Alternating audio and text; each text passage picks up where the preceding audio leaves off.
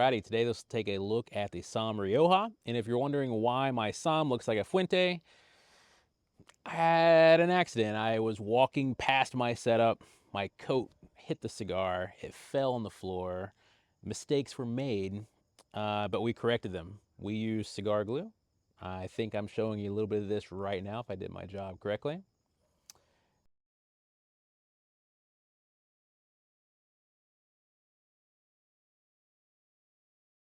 And so, yeah, now that we all have sticky fingers, let's cut this bad boy up, fire it up, and see what we got.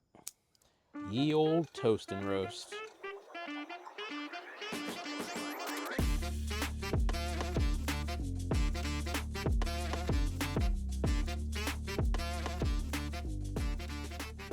Right out the gate, a little bit of chocolate, a little bit of pepper.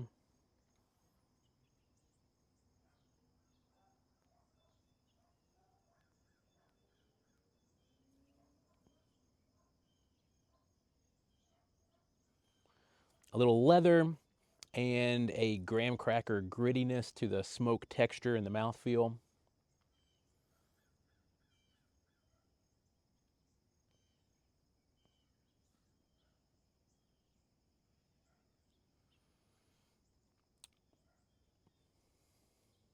Winning. Man, you should have saw this when I first applied the glue. And I did it correctly at the foot. Not so correctly, I don't think, in the middle. I just kind of slathered it on, but it's holding up good. Holding up good. A little bit of that slaty or graphite finish on this guy, which makes this, in my humblest of opinions, hard to pair with IPAs. But let's face it, IPAs are one of the hardest things to pair with cigars anyway. But that little bit of slate or graphite on the finish, it just turns really minerally for me personally with an IPA.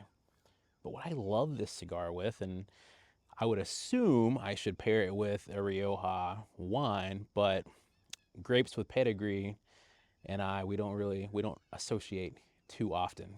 My partner Kate loves wine. She could talk for hours about wine, but me, it's whiskey, beer, and coffee. I've been loving this with coffee, so let's take a sip. Maybe the microphone even picked up that hot gurgle. Hot gurgle.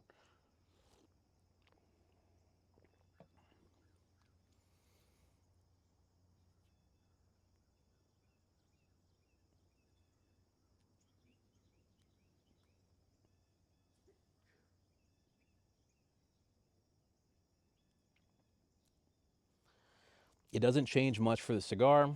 If anything, it just allows everything to just round the edges out. That texture with coffee slightly disappears, that gritty graham cracker type texture. The cigar tastes a little bit sweeter. The milk chocolate is shining a little more.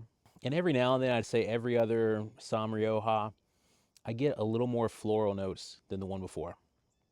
It's really interesting. This one today is not tasting super floral, but I know sometimes I come out and it just makes for a really, really good coffee impression. Lavender lattes. Not quite the same at all. Probably unrelated, but sounds good. For me personally, this is the best cigar coming out of Eladio Diaz's factory. I do really like his before and after, the Robusto size particularly. But this cigar, the Somm Rioja. Mm-hmm. So how many of these have you smoked, Dave? That's a great question. Uh, probably too many or not enough. I would put this around the 2 boxes, maybe 3 boxes category. That's how much I like this cigar. That's why this is the cigar of the week, because I don't want to bring you something and showcase it that I haven't smoked a lot of, that I don't really, really enjoy, that I don't know has great construction, great performance. The mechanics are as good as the flavor. I don't want to send you up the wrong tree. There are plenty of cigars that I love, but if I get a box, I know that I'm going to toss a couple of them out of a handful to be able to enjoy the rest because they'll either be plugged or they'll have other issues. Every now and then that happens, and you suffer through it for a cigar that you really love the flavors. But for the cigar of the week, it's gotta be just right, like Goldilocks. It can't have a high percentage rate of failure. Somm Rioja, perfectly constructed, immaculate flavors, good. Okay, so this guy's got a Dominican Corojo wrapper, a Sumatran binder, and Dominican fillers that have all been aged at least 3 years. Getting a distinctive vanilla bean right about here. And that floral is finally kicking through, but it's not very strong today. Sometimes it hits me like flower stems and maybe some flower petals, but today it's just very, very light, very subtle. And the vanilla, of course, is Madagascar vanilla bean. The fanciest of fancy. Pinkies up. I'm kidding. But it does remind me of a little bit of a malted vanilla right this second. And that Slater graphite has never left right at the end, right there, every time. It serves as an interesting contrast for this blend. And I'd be really curious to pick up or to pick Vlad's brain and be like, bro, which tobacco are we using here that causes that? Because I don't get it in a lot of cigars. I know some people say that Dominican tobaccos have a mineral type of sensation for them, but I'd be super curious. And if you're wondering about the jacket, yeah, it's 60 degrees out here in Virginia. Gotta love that. It's a bit nippy or nipply, not quite sure. Let me know. Right around the 1st inch mark, pepper has completely dissipated. It's gone. And that graphite slate background is rising. It's rising. It's taking the place of that pepper vacuum. The void is being filled. And then there's also um, there's some baking spices building in the background too. Not quite sure what they are right now. Let's call them exotic so I can cop out of having to identify it. All right, and we are about to drop the ash, but I noticed this crack right here, and that's just really pissing me off. But I dropped this cigar. It's my fault. If you happen to see cracks in your cigars and you didn't drop it, and hopefully it wasn't dropped at the factory long before it ever got to you, a lot of times that's because we are smoking too fast or the cigars are a little too humid. Both kind of act in concert with each other because it heats up the leaves, causes them to expand, and the filler will end up pushing the binder and cracking this very thin, very fragile wrapper. In this case, though, most likely it's because I dropped it and I just didn't see it when I was applying the glue. But that's the great thing about this glue. I can just put it right on top. It's got these little nanofiber technology like Iron Man, I guess. And it's going to coat that and just kind of stitch it all back together. And a little bit goes a long way. The first time I just got to slathered it on there. I don't know what I was doing, but this time we got it. Look at that. Triaging a cigar while you're smoking it. Now, I said I was going to apply a little. I applied a lot. I'm a both and kind of person, but it'll be okay. It'll be all right. This is very quick drying glue. I'm not going to taste anything from it.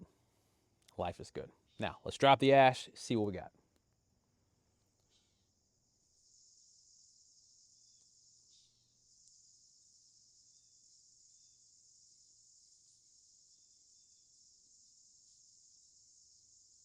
Mm-hmm. It is a little more floral. The vanilla malt sensation is gone. I'd say it's more like sugar cookies right this second. And then the baking spice I'm picking up now remind me a lot of a super soft, gentle nutmeg. It's that slightly earthy, slightly sweet, warm spice.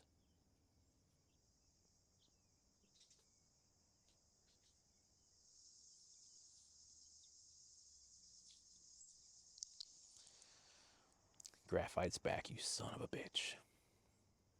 Back like you never left.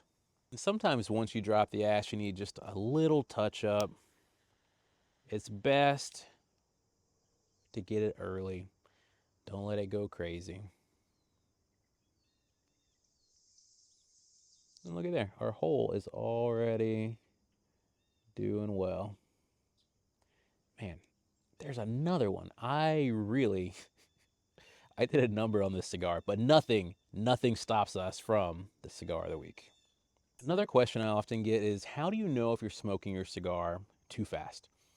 The primary way to know is from taste, right? If it starts tasting a little funky and bitter and just hot, you know you're smoking too fast.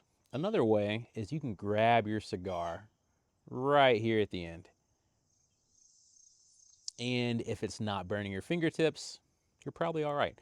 Every cigar is different. Different tobaccos combust in different ways. And I would assume that different ring gauges also play a role in this. But generally speaking, you should be able to grab it. And if it's not burning your fingertips, you're okay. Very creamy texture right now. Velvety smooth. The second third is always my favorite section of this cigar. A lot of times a cigar is slow to wake up. A lot of times they, wake your palate up by having that spicy blast in the beginning. But this cigar, for me, I love the intro. All the flavors are vibrant. They're all doing their own thing. They're vying for your attention. But the second third of this one, everybody comes together. The first third is wonderful, but it feels like an all-star cast, The second third, everybody learns how to share and take turns, and yeah. And there's almost a honeysuckle sweetness coming through in this section. Is it radically different from the first third? Yeah, yeah, it is. It doesn't have that grittiness to it. It's definitely creamier. That honeysuckle wasn't present at all. I was getting more of a chocolatey sensation in the beginning. I'm getting almost no chocolate right now. Well done.